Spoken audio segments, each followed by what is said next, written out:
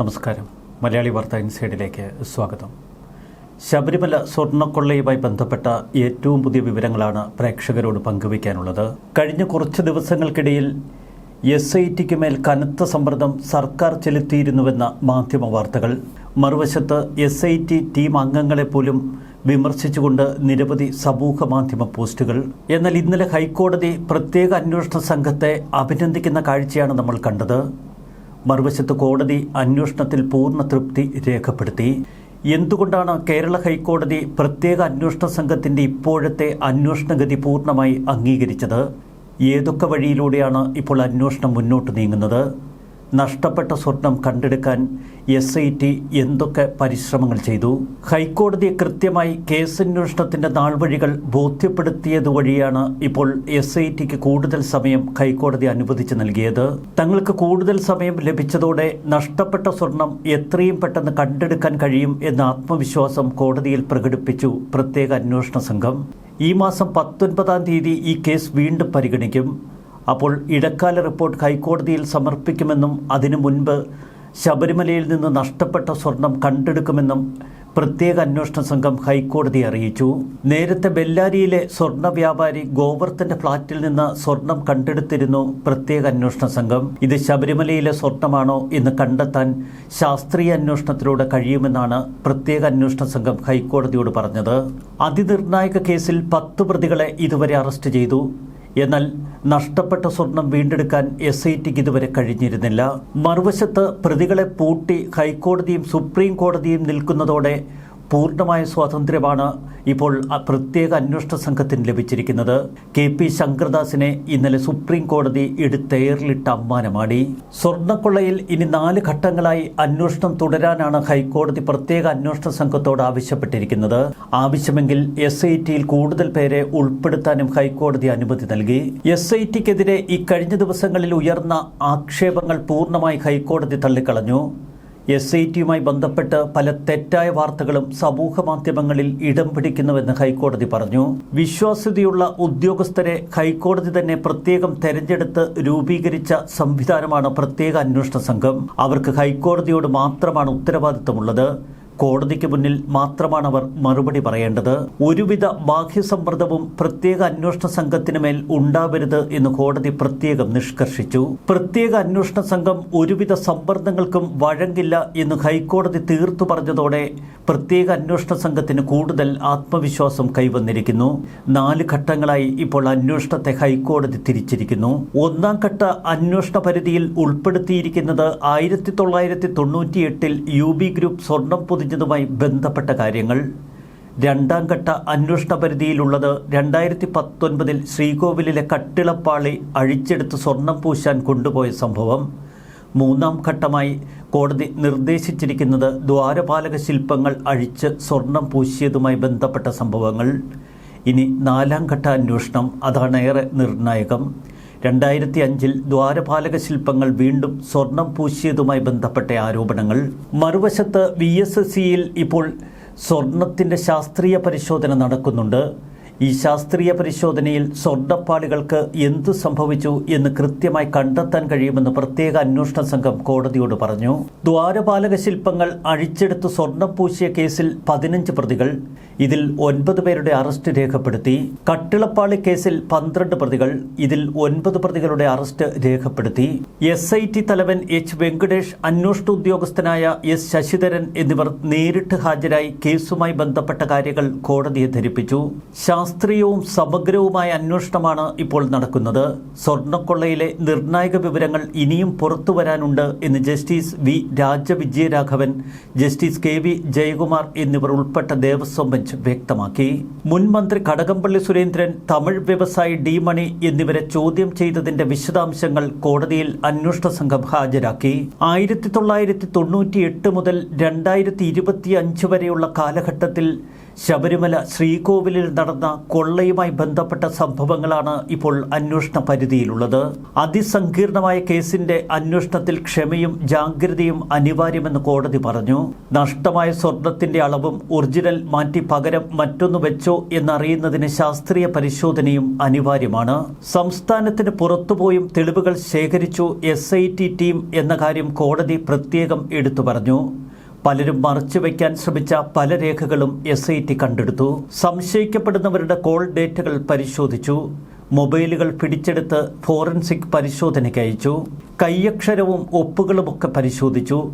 SITയുടെ ഓരോ അന്വേഷണഗതിയും എടുത്തു പറഞ്ഞുകൊണ്ടാണ് ഹൈക്കോടതി പൂർണ്ണമായ തൃപ്തി രേഖപ്പെടുത്തിയത്. സ്വർണ്ണക്കൊള്ളയുമായി ബന്ധപ്പെട്ട് നിർണായക രേഖകൾ ഒളിപ്പിക്കാൻ ചിലർ ശ്രമിച്ചുവെന്ന് ഹൈക്കോടതി വ്യക്തമാക്കി.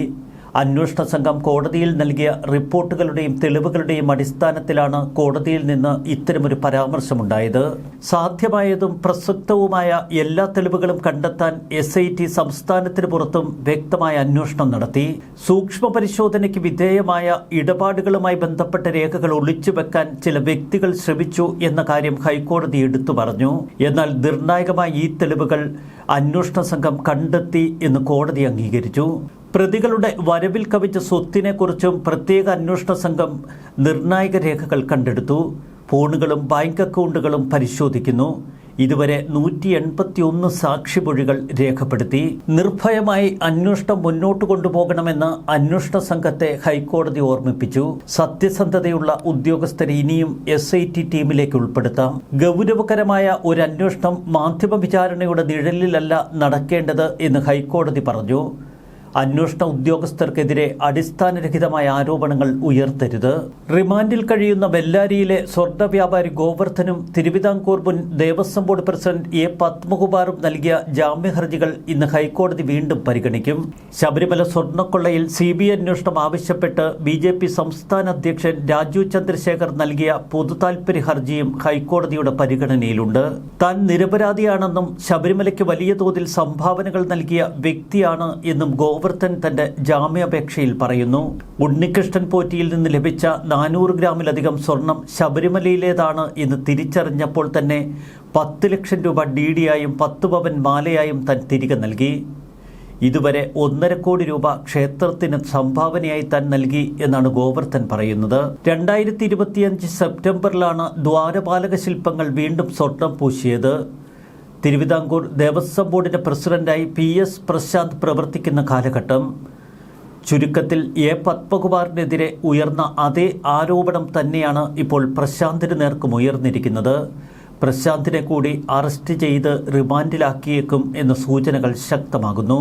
അതുകൊണ്ട് തന്നെയാണ് അന്വേഷണത്തിൽ നിന്ന് ആരും രക്ഷപ്പെടില്ല എന്ന് ഹൈക്കോടതി ഇന്നലെ തീർത്തു പറഞ്ഞത്. ശബരിമല സ്വർണ്ണക്കൊള്ളയിൽ തനിക്ക് പങ്കില്ല എന്ന് മുൻ പ്രസിഡന്റ് PS പ്രശാന്ത് ആവർത്തിക്കുമ്പോഴാണ് പ്രശാന്തിന്റെ ഭരണസമിതിക്കെതിരെയും കൃത്യമായ ആരോപണങ്ങൾ ഉയരുന്നത്.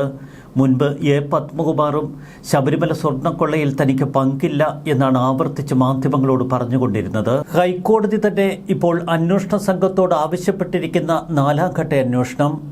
ഈ അന്വേഷണ പരിധിയിൽ ഉൾപ്പെടുന്നത് PS പ്രശാന്തിന്റെ കാലയളവിലെ ഭരണസമിതി. 4ാം ഘട്ടത്തിലും സൂക്ഷ്മമായ അന്വേഷണമുണ്ടാകും എന്ന് പ്രതീക്ഷിക്കുന്നതായി ഹൈക്കോടതി പറഞ്ഞു. ദുരൂഹമായ സാമ്പത്തിക ഇടപാടുകൾ കൃത്യമായി പ്രത്യേക അന്വേഷണ സംഘം പരിശോധിക്കണം. ശബരിമല സ്വർണ്ണക്കൊള്ളയിലെ മുഖ്യപ്രതികളിൽ ഒരാൾ KP ശങ്കർദാസിനെ ഇതുവരെ അറസ്റ്റ് ചെയ്യാൻ അന്വേഷണ സംഘത്തിന് കഴിഞ്ഞിട്ടില്ല. ഒരാഴ്ച മുൻപ് പക്ഷാഘാതം വന്ന് തളർന്ന് ഗുരുതരാവസ്ഥയിൽ ശങ്കർദാസിനെ ആശുപത്രിയിൽ പ്രവേശിപ്പിച്ചു. തുടർന്ന് അന്വേഷണ സംഘം ആശുപത്രിയിലെത്തി എങ്കിലും അറസ്റ്റ് ചെയ്യാൻ പറ്റുന്ന ആരോഗ്യനിലയിലല്ല എന്ന് ഡോക്ടർമാർ പ്രത്യേക അന്വേഷണ സംഘത്തോട് പറഞ്ഞു. ആശുപത്രിയിൽ വെച്ച് തന്നെ അറസ്റ്റ് രേഖപ്പെടുത്തി നടപടിക്രമങ്ങൾ പൂർത്തിയാക്കാനുള്ള ശ്രമം അന്വേഷണ സംഘം തുടരുന്നു. ശങ്കർദാസിനെ ചോദ്യം ചെയ്യുക എളുപ്പമല്ല. ശങ്കർദാസിന്റെ ആരോഗ്യനില അതീവ ഗുരുതരമെന്നാണ് ഇപ്പോൾ ഡോക്ടർമാർ തന്നെ പറയുന്നത്. അറസ്റ്റിലായി റിമാൻഡിൽ കഴിയുന്ന A. പത്മകുമാറിനും N. വാസുവിനുമൊക്കെ ഗുരുതര ആരോഗ്യ പ്രശ്നങ്ങൾ ബാധിച്ചുവെന്ന് ഇപ്പോൾ ജയിൽ വൃത്തങ്ങളിൽ നിന്നുള്ള സൂചന. ഇരുവർക്കും വൈദ്യസഹായം ആവശ്യമുണ്ട് എന്നും വാർത്തകൾ വരുന്നു. ശബരിമല സ്വർണ്ണക്കൊള്ള അന്വേഷിക്കുന്ന പ്രത്യേക അന്വേഷണ സംഘവും അയ്യപ്പകോപം മുന്നിൽ കണ്ടുകൊണ്ട് സത്യസന്ധമായ അന്വേഷണത്തിനാണ് ഇപ്പോൾ ഇറങ്ങി പുറപ്പെട്ടിരിക്കുന്നത്. ഒരുവിധ ബാഹ്യസമ്മർദ്ദങ്ങൾക്കും വിധേയരാകേണ്ട എന്നവർ തീരുമാനമെടുത്തു. സ്വർണ്ണക്കൊള്ളയിൽ ഉണ്ണികൃഷ്ണൻ പോറ്റിയുമായി ബന്ധപ്പെട്ട സ്പോൺസർ രമേശ് ബാബുവിനെ ഇന്ന് ചോദ്യം ചെയ്യുമെന്ന സൂചനകൾ പുറത്തുവന്നു. വാസുവിന്റെ കാലത്ത് ഇയാൾക്ക് സ്പോൺസർഷിപ്പ് ഏകോപനമുണ്ടായിരുന്നുവെന്നാണ് ഇപ്പോൾ അന്വേഷണ സംഘത്തിന് കിട്ടിയ കൃത്യമായ തെളിവുകൾ. നേരത്തെ പോറ്റിക്ക് പണം നൽകിയ ലിസ്റ്റിലുള്ള സ്പോൺസറാണ് രമേശ് റാവു. എറണാകുളം സ്വദേശിയായ രാഷ്ട്രീയ ബന്ധമുള്ള ഒരു വ്യവസായിക്കും ഈ ഇടപാടിൽ പങ്കുണ്ട്. പോറ്റിയുടെ രേഖകളിൽ പേരുള്ള വമ്പന്മാരിലേക്ക് അന്വേഷണം തിരിച്ചിരിക്കുന്നു. ഒപ്പം ശബരിമലയിൽ സ്പോൺസർമാരായി എത്തിയ നിരവധി പേരെ ചൂഴ്ന്നിറങ്ങി നിരവധി ദുരൂഹതകളും. ഉണ്ണികൃഷ്ണൻ പോറ്റിയുടെ സാമ്പത്തിക ഇടപാടുകൾ കേന്ദ്രീകരിച്ച് ഇപ്പോൾ ശക്തമായ അന്വേഷണത്തിനൊരുങ്ങുകയാണ് പ്രത്യേക അന്വേഷണ സംഘം. ഇടപാടുകളിൽ ഉൾപ്പെട്ട വമ്പന്മാരെയും നിരീക്ഷിക്കും, അവരെ ചോദ്യം ചെയ്യും, സംശയം തോന്നിയാൽ അറസ്റ്റിലാക്കും. അറസ്റ്റിലായ പ്രതികളുടെ ബാങ്ക് അക്കൗണ്ടുകൾ കേന്ദ്രീകരിച്ച് SIT കൂടുതൽ വിവരങ്ങൾ ശേഖരിക്കുന്നു. ഇപ്പോൾ അറസ്റ്റിലായ പ്രതികൾക്ക് അവരുടെ സ്വത്തിൽ ഗണ്യമായ വർധനവ് 2019 മുതലുള്ള കാലഘട്ടത്തിൽ വന്നു എന്ന് SIT കണ്ടെത്തി. ശബരിമല സ്വർണ്ണക്കൊള്ളയിൽ നിന്ന് ലഭിച്ച പാരിതോഷികമോ പണമോ ആണോ ഇത്തരം സ്വത്ത് വർധനയ്ക്ക് കാരണമെന്നും കണ്ടെത്തേണ്ടിയിരിക്കുന്നു. ശബരിമല സ്വർണ്ണക്കൊള്ളയുമായി ബന്ധപ്പെട്ട കേസന്വേഷണം ആദ്യഘട്ടത്തിൽ ഇഴഞ്ഞു നീങ്ങിയിരുന്നു എങ്കിൽ അതിശക്തമായ ശാസ്ത്രീയ പരിശോധനയാണ് ഇപ്പോൾ SIT നടത്തുന്നത്. അതുകൊണ്ട് തന്നെ പ്രതികളെ കത്രിക പൂട്ടിട്ട് വീഴ്ത്തിയിരിക്കുന്നു. ഇനി രക്ഷപ്പെടുക അത്ര എളുപ്പമല്ല. ശക്തമായ തെളിവുകൾ പലതും SIT ശേഖരിച്ചു കഴിഞ്ഞു. പൂഴ്ത്തിയ ഫയലുകൾ പാതാളക്കുഴിയിൽ നിന്ന് പോലും അവർ മാന്തിയെടുത്തു. വിജയ് മല്യ സ്വർണം പൊതിഞ്ഞ ശ്രീകോവിലിൻ്റെ പൂർണ്ണ വിവരങ്ങളടങ്ങിയ ഫയലുകൾ SIT ഇതിനകം തന്നെ ശേഖരിച്ചു. അവിടെ എന്താണ് നടന്നത് എന്ന് കൃത്യമായി അയ്യപ്പൻ അന്വേഷണ സംഘത്തിൻ്റെ മുന്നിൽ എത്തിച്ചുവെന്ന് വ്യക്തം. അതുകൊണ്ട് തന്നെ പ്രതികളിൽ ഒരാളും രക്ഷപ്പെടില്ല എന്ന ആത്മവിശ്വാസം പ്രത്യേക അന്വേഷണ സംഘം ഹൈക്കോടതിക്ക് മുൻപാകെ അവതരിപ്പിച്ചു. അതുകൊണ്ടാണ് ഹൈക്കോടതി അന്വേഷണ സംഘത്തിൽ പൂർണ്ണ വിശ്വാസം രേഖപ്പെടുത്തിയതും അന്വേഷണവുമായി മുന്നോട്ടു പോകാൻ പ്രത്യേക അന്വേഷണ സംഘത്തിന് പൂർണ്ണ സ്വാതന്ത്ര്യം ഇപ്പോൾ നൽകിയിരിക്കുന്നതും. ന്യൂസ് ഡെസ്ക് മലയാളി വാർത്ത ഇൻസൈഡ്.